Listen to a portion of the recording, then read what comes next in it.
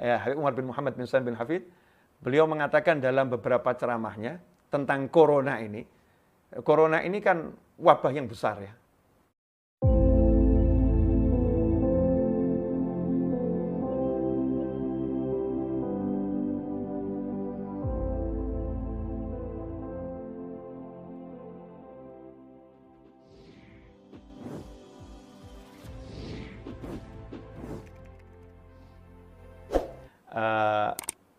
Habib Zain, jazakumullah khairan. Bersama Habib Muhsin dan Habib Nabil sudah menggagas majelis ini. Nah, ini yang dirindukan sama umat. Jadi banyak saya temui di dunia maya orang lagi bingung. Nah, orang bingungnya ini macam-macam. Ada yang bingung rumah tangganya, ada yang bingung kantongnya. Ya, ada yang bingung sama anaknya karena daring terus tiap hari. Ada yang bingung dengan penyakitnya karena dia punya sakit macam-macam. Takut sama COVID nanti kalau nempel gimana. Jadi orang pada kebingungan butuh imam. Ini repotnya kalau imamnya pada bingung juga. Na'udzubillah min dzalik. Kalau imamnya pada bingung, maka yang terjadi adalah chaos, kekacauan akidah. Kekacauan iman. Jadi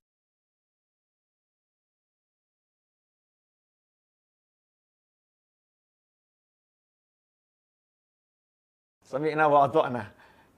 Karena saya ditugaskan sama guru saya untuk jadi pelayan. Nakhdumukum. Pokoknya saya disuruh melayani antum semua, siap. Habib Muhsin, ana masih novel yang dulu antum tanyain. Antum ini anak Habib Anis dari istri yang mana gitu. Karena Habib Anis waktu itu ngomong, ini saya bawa anak saya namanya Novel gitu. Biar dia yang bicara waktu di rumah antum. Nah, saya bilang enggak, Habib Anis istrinya cuma satu. Cuman saya biasa dipanggil anak karena mantu cucu. Saya masih Novel yang sama dan semoga terus seperti itu selama-lamanya, amin. Dan juga waktu di Madinah kemarin kangen, kita terakhir ketemu di Madinah. Setelah itu belum ketemu lagi Habib. Insya Allah ketemu lagi zahiran wa batinan. Kalau ini di dunia maya ya, di Madinah di tempatnya Habib Zain bin Semit. Nah, sekarang kita ketemu Habib Zain bin Semit juga ini. Masya Allah. Ya. Namanya sama ya, insya Allah semuanya dari keluarga Nabi Muhammad SAW dapat berkahnya semuanya. Habib Zain, ana tunggu bukunya. Mudah-mudahan cepat terbit. Kalau sudah terbit, kabarin. Ini Habib Zain lagi tulis buku yang penting untuk Alawiyin, untuk Bani Alawi, untuk para habaib, dan juga para pecintanya. Sehingga tahu nasihatnya orang-orang soleh terdahulu. Dan Habib Nabil, terima kasih banyak. Di tengah kondisi yang seperti ini, MR terus bergerak. Ya, MR Majelis Rasulullah terus bergerak. Al-Harakah Barakah. Kalau gerakan itu jalan terus, maka berkah akan turun. Nah, saya sebetulnya tidak mau ceramah. Tapi pengen ngobrol sama beliau-beliau nih. Karena ngobrol sama beliau-beliau ini mahal gitu. Saya juga menyimak apa yang beliau-beliau sampaikan, senior-senior dan orang tua saya. Orang tua saya, guru saya nurut aja apa yang beliau sampaikan tadi. Saya mau simpulkan buat semuanya ya, pemirsa dimanapun Anda berada. Ini tadi nasihat-nasihat yang berharga. Masya Allah, luar biasa indahnya. Pertama Habib Zain tadi, yang ngajarin kepada kita untuk punya empati kepada siapapun yang berjuang untuk melawan COVID ini. Saya punya kalimat begini, jangan paksakan orang punya iman sama seperti kamu. Jangan paksakan orang juga kuat seperti kamu. Tapi kamu harus bisa menjadikan orang lain itu nyaman denganmu. Dengan kondisinya itu, ya kamu bisa menjadikan orang lain nyaman. Setiap orang berjuang dengan caranya. Pemerintah dengan caranya. Apa peranmu?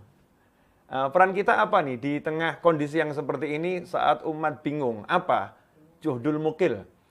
Apapun yang bisa kita lakukan untuk menjadikan umat tenang, ya itu yang harus kita lakukan. Karena tugas kita ini fadzakir, memberikan peringatan agar orang ingat. Nanti kalau udah ingat semua jadi tenang, hatinya umat ini tenang, maka insya Allah menghadapi segala hal jadi mudah. Nah, sekarang yang terjadi penyakitnya ini penyakit kebingungan, ya, nggak tenang.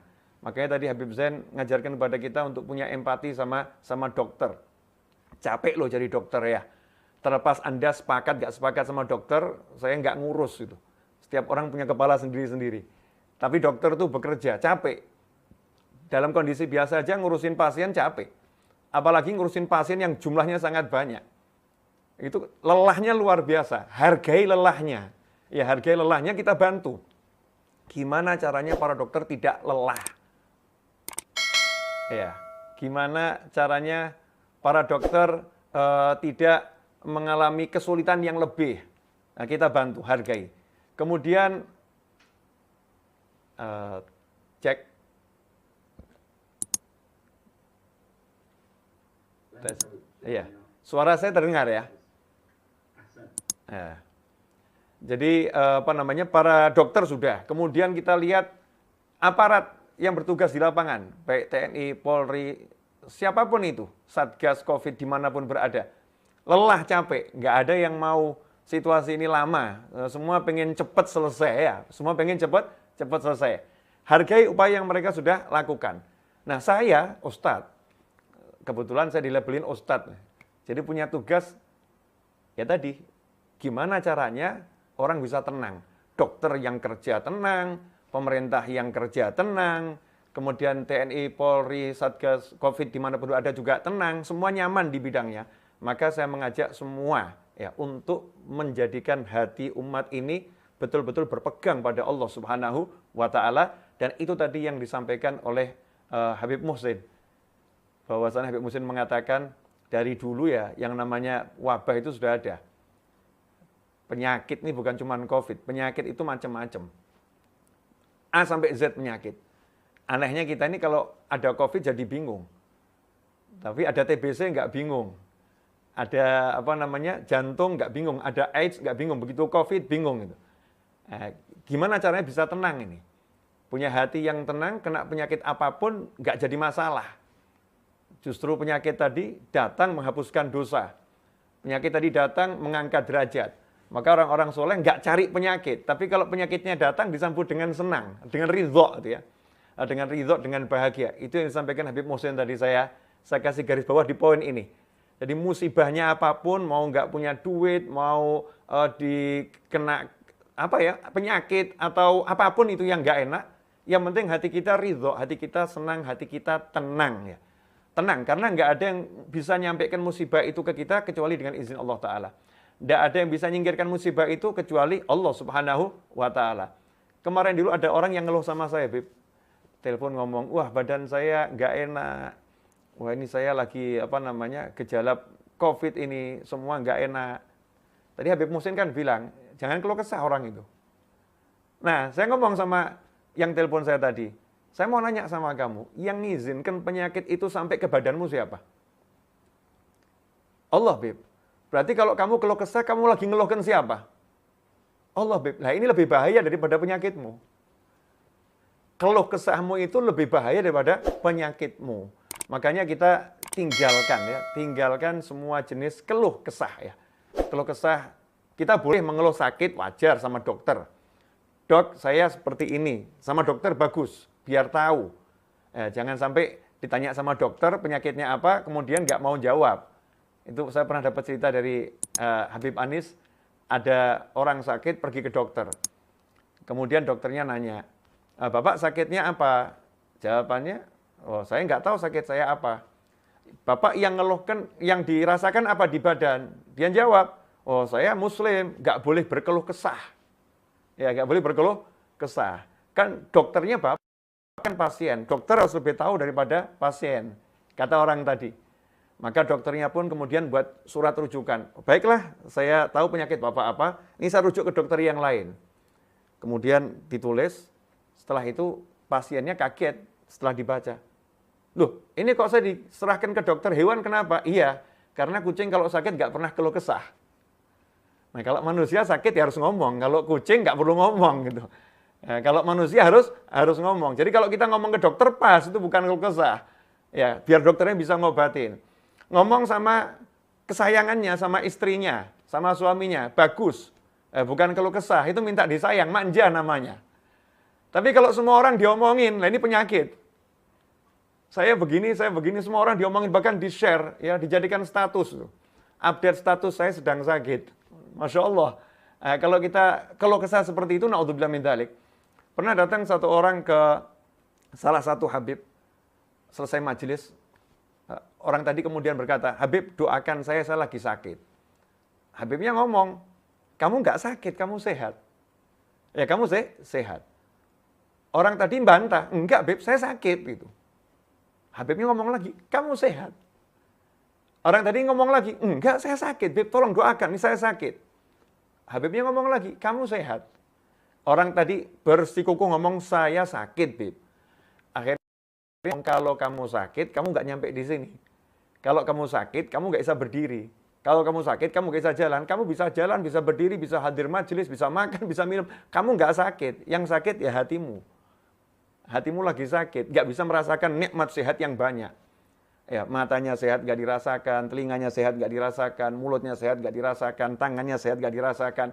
Nikmat sehat yang banyak nggak dirasakan, satu kecil penyakit dirasakan secara berlebihan. Ini berarti hati kita lagi sakit. Ini harus kita obatin. Makanya tadi Habib Muhsin mengatakan, tenang hati. Kalau ngikuti ajaran Rasulullah SAW, sakit ya sedekah. Sedekah itu obat. Ini saya cuma ngutip aja ceramah yang disampaikan Habib Muhsin tadi. Kalau sakit itu ya dengan sedekah, sakit sholawat, ya, sakit doa, ya, sakit seperti tadi kita diajarkan baca surat Yasin di awal majelis. Kemudian malam Jumat ini tadi baca Maulid Dhiyaulami. Atau mungkin tadi saya juga dengar teman-teman NU juga buat istighothah yang semacam dengan membaca burdah di beberapa tempat secara online gitu ya. Burdah online. Ini semua disuarakan untuk minta kesehatan dari Allah Ta'ala, minta kesembuhan dari Allah Subhanahu wa Ta'ala. Nah, ini yang diajarkan Habib Muhsin tadi, Masya Allah. Jadi Habib Muhsin mengajarkan gimana caranya hati kita bisa ridha. Kemudian Habib Zain tadi mengajarkan agar kita betul-betul ya ikat tawakal. Jangan asal tawakal. Ya, kalau saya mau tawakal tapi tidak mau ikat. Kalau onta sama Nabi SAW disuruh parkir, disuruh ngikat kakinya biar nggak lari, maka kesehatan itu juga harus dijaga. Kesehatan harus dijaga, siapapun kita. Mau takut sama penyakit, tidak takut sama penyakit. Wajib kita jaga kesehatan. Orang tidak boleh cari sakit. Jadi kesehatannya dijaga.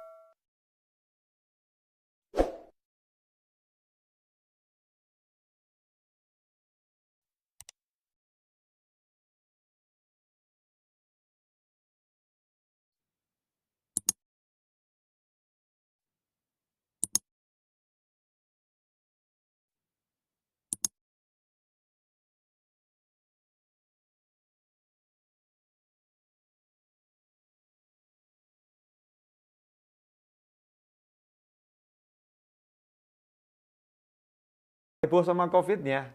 COVID mau apapun itu, mau COVID bukan COVID, penyakit apapun itu tidak ada masalah. Yang masalah manusianya ini loh. Manusia ini ada yang tadi kalau nggak punya uang nyantai banyak. Ada pula orang yang punya uang, uangnya kurang sedikit, imannya juga kurang banyak. Ada yang seperti itu. Makanya kita disuruh sedekah. Biar orang-orang yang imannya lemah, kalau megang uang imannya nggak goyah. Jadi nggak tergadaikan imannya tuh dengan turunnya rezekinya. Sedekah sama yang kekurangan, sedekah yang lagi lemah ekonominya, bantu. Biar apa? Imannya terjaga. Karena nggak semua orang punya kekuatan iman yang sama dengan orang lain. Ada orang yang imannya tingginya luar biasa, Masya Allah. Mau punya duit, nggak ada masalah buat dia. Ya, ada orang-orang yang baru disinggung sama istrinya, uang sekolah anak besok harus dibayar. Itu Masya Allah imannya goyah itu. Naudzubillah min dzalik, bisa-bisa dia melakukan hal-hal yang haram untuk mendapatkan uang tersebut. Nah, kita disuruh banyak sedekah, ya sedekah dan mendoakan agar semua orang jadi orang yang kaya, jadi orang yang cukup, agar kefakiran diangkat dari umat Islam yang sedang mengalami kefakiran. Bukan karena kita lebay terhadap kefakiran, tapi kita memikirkan imannya orang banyak, termasuk iman kita sendiri. Itu yang disampaikan Habib Nabil tadi. Ya, Habib Nabil ngajarin kita harus punya upaya menjaga imannya orang banyak. Dan saya mau tambahin sedikit Habib. Jadi sebetulnya kalau saya dengar kisahnya Uwais Al-Qarani radhiyallahu anhu, Sayyidina Uwais Al-Qarani radhiyallahu anhu, beliau itu tiap hari makan roti sisa. Orang Arab kan makannya roti gandum ya. Sekarang dicari sama orang-orang ya roti gandum, roti sehat katanya. Nah, orang Arab dulu Nabi SAW makannya roti gandum. Jadi Rasulullah udah makan roti yang sehat. Ya roti gandum. Nah, kita mungkin makan roti bukan roti gandum. Jadi ya kurang sehat. Kalau mau sehat betul ya roti gandum seperti Nabi Muhammad SAW. Rasulullah makan roti gandum. Para sahabat makan roti gandum. Sayyidina Uwais Al-Qarni, afdhalut tabi'in, makan roti gandum. Tapi karena Sayyidina Uwais ini merawat ibunya, sehingga beliau tidak bisa bekerja, bukan nggak mau bekerja, nggak punya waktu untuk kerja, tapi beliau nggak pernah keluh kesah. Jadi kalau nggak punya ya puasa, kalau ada ya makan. Waktunya digunakan untuk jaga ibunya, ngerawat ibunya, totalitas untuk ibunya. Nah, terus makannya dari mana? Dari tempat sampah itu dicari, ada sisa roti enggak?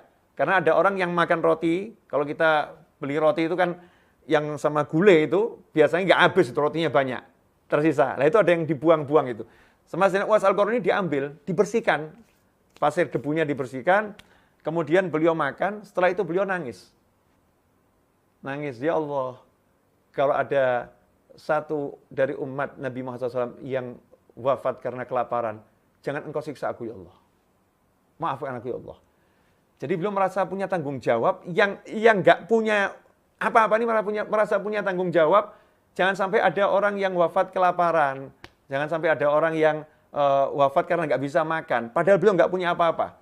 Pengen memberikan semuanya untuk umat Nabi Muhammad SAW. Wali-wali Allah yang lain, begitu ada musibah di satu tempat, itu nangis. Ya. Nangisnya apa? Nangisnya mengatakan, ya Allah, jangan-jangan musibah ini karena aku. Jangan-jangan musibah ini karena dosaku. Jadi khawatir kalau musibah itu karena dia, nggak nuduh orang lain. Sementara sekarang ini, kita ini suka nuduh ini gara-gara fulan, malah musibah turun. Siapa tahu gara-gara kita loh, gara-gara kitanya nggak beres, kitanya nggak bekti sama orang tua, satu negara diberi musibah sama Allah Ta'ala. Kitanya ini. Karena kitanya nggak beres, maka orang lain dapat musibah karena kita. Seperti sopir yang ngantuk, satu bis bisa terjun ke jurang. Jangan-jangan karena ngantuknya kita ini, karena nggak beresnya kita. Lah kita diajarkan sama para wali Allah untuk nattahim, menuduh diri kita sendiri, bukan nuduh orang lain. Sehingga produknya itu bagus terus, hasilnya bagus. Ya, hasilnya nggak lihat ke orang, nggak nyalahkan keadaan, selalu ke kita ke Allah. Dan akhiran penutup, saya mau nyampaikan apa yang disampaikan Habib Umar bin Muhammad bin Salim bin Hafidh sebagai guru besar kita semua, guru besar khususnya Majelis Rasulullah, ya, Habib Umar bin Muhammad bin Salim bin Hafidh. Beliau mengatakan dalam beberapa ceramahnya tentang corona ini. Corona ini kan wabah yang besar ya, musibah yang besar. Kalau ada musibah yang besar, berarti setelah itu akan ada dua kenikmatan yang besar. Fa inna ma'al usri yusron, inna ma'al usri yusra. Karena musibah ini gedenya luar biasa, maka nanti kita akan dapat dua hal yang baik, yang besarnya luar biasa. Nah, kalau kita melihat apa yang akan kita dapatkan itu, insya Allah semua jadi ringan. Mudah untuk sabar. Ya, diajak begini, kita mudah untuk sabar. Diajak untuk pakai masker, ya, kita mudah untuk bersabar itu. Diajak untuk cuci tangan, bahkan kita lebih ya, tajidil wudhu terus, akan mudah karena kita melihat akan ada dua kenikmatan yang besar. Nah, terakhir, yang super terakhir, menarik, tafsir dari Habib Umar bin Muhammad bin Salim bin Hafidh, matanallah bituli hayatih, tentang surat An-Nas. Ya, surat An-Nas ini beda dengan surat Al-Falaq. Kalau surat Al-Falaq, Qul a'udzu birabbil falaq min syarri ma khalaq, itu sampai akhir yang dibicarakan masalah berlindung kepada Allah yang menguasai waktu subuh dari keburukan makhluk. Semuanya bicara tentang jasmani. Jadi surat Al-Falaq itu bicara tentang minta perlindungan kepada Allah dari penyakit-penyakit, bencana-bencana, musibah-musibah jasmani. Karena urusannya jasmani, maka kita cuman diajari Allah Ta'ala untuk pakai satu, namanya Allah, Qul a'udzu birabbil falaq, birabbil falaq. Tapi An-Nas, ini urusannya penyakit ruhani, musibah ruhani. Karena musibah ruhani, maka berlindungnya dengan tiga nama Allah. Qul a'udzu birabbin nas, malikin nas, ilahin nas. Dengan rububiyah, ya. Kemudian dengan malikiyah, bagaimana kemaharajaannya Allah Ta'ala. Kemudian ilahin nas, uluhiyah. Tiga-tiganya diajarkan sama Allah Ta'ala untuk minta manggil Allah dengan tiga sebutan. Allah yang Tuhannya yang mengurusi manusia, Rabbin Nas, kemudian Allah yang maha merajai manusia, Allah yang menciptakan manusia, membentuk manusia. Kita panggil 3 nama Allah tersebut, baru minta perlindungan dari keburukan setan waswas. Nah, kenapa itu? Penyakit hati. Nah, ini corona sekarang ini dua-dua jalan tuh. Corona itu jasmaninya ya kena, yang parah ruhaninya itu dikena juga. Karena setan ini menunggangi corona, jadi setan memanfaatkan corona untuk membuat rusak hati manusia. Jadi takut sama hidup, takut sama penyakit, ya takut sama kematian. Sebagai muslim kita nggak boleh takut sama kematian, takutnya sama setelah kematian. Dan sebagai muslim kita wajib menjaga kehidupan. Nggak boleh kita mematikan orang lain dan nggak boleh matikan diri kita sendiri, kita harus jaga diri kita. Tapi nggak boleh ada rasa takut kepada kematian. Sehingga hidupnya muslim bagaimana? Hidupnya menjalankan semua cara agar dia bisa hidup, tapi di depan ada kematian dia nggak pernah takut, sehingga hatinya tenang luar biasa, menikmati hidup. Kalau ada musibah, dia anggap itu sebagai penghapus dosanya, mengangkat derajatnya, dan seterusnya, seperti yang telah diajarkan. Jazakumullah khairan, wal afu minkum. Saya